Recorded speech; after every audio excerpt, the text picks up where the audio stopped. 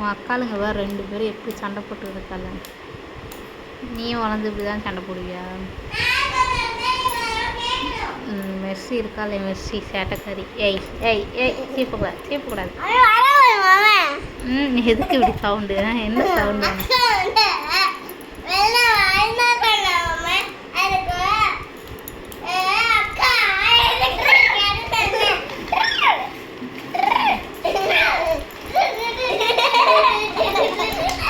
ஏய் எருமைங்களா, பிள்ளைய போட்டு என்ன பண்ணுறீங்க? ஏய் விடு.